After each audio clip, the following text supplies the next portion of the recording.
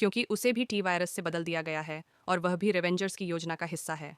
व्यक्ति जिम्मेदार जानना चाहता है कि अनली और ज्यो कियांग में से कौन अधिक मजबूत है, लेकिन अनली जबरदस्ती से नफरत करती है और वह ज्यो कियांग को अकेला छोड़ने से सख्त इनकार करती है।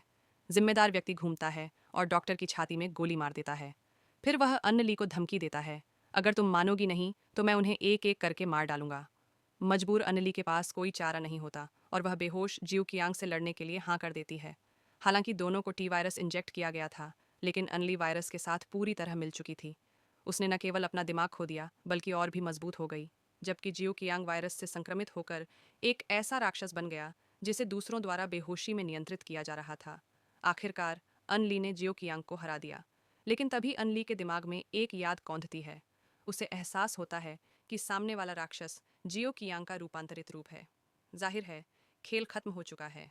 जैसा कहावत है, एक पहाड़ पर दो शेर नहीं रह सकते। एवेंजर्स को बस एक की जरूरत है। जिम्मेदार व्यक्ति ने अन्नली से जियो कियांग को मारने को कहा, लेकिन राक्षस की पहचान जानने के बाद अन्नली ने साफ मना कर दिया। जिम्मेदार ने खुद को कमजोर देखकर राक्षस को हथियार उठाकर अन्नली और दूसरों को मारने का आदेश दिया। लेकिन उसने यह नहीं सोचा था कि अन्नली के संपर्क में आते ही जियो कियांग की यादें वापस आने लगेंगी। उसने अम्ब्रेला कंपनी के सैनिकों को सीधे मार डाला और बाकी लोगों ने भी छू फूस से छुटकारा पाकर जल्दी से जवाबी हमला शुरू कर दिया। लड़ाई में जियो कियांग अनली को बचाने के लिए एक मिसाइल से उड़ा दिया गया। उसी समय सरकारी सेना ने भी शिजेंग बिल्डिंग को घेर लिया और इमारत की ओर बढ़ने लगी।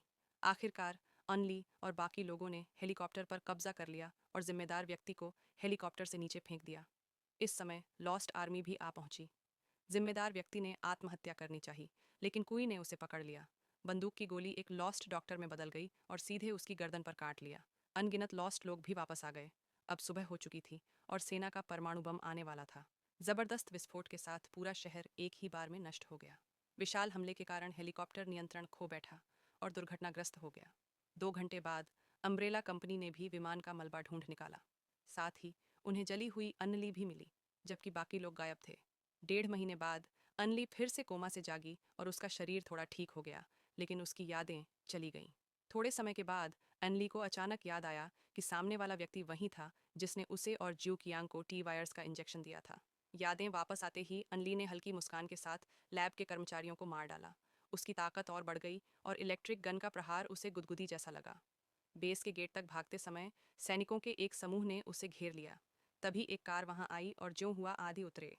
उनके अम्ब्रेला कंपनी के वरिष्ठों ने अन्नली को सफलतापूर्वक ले जाने में सफलता पाई।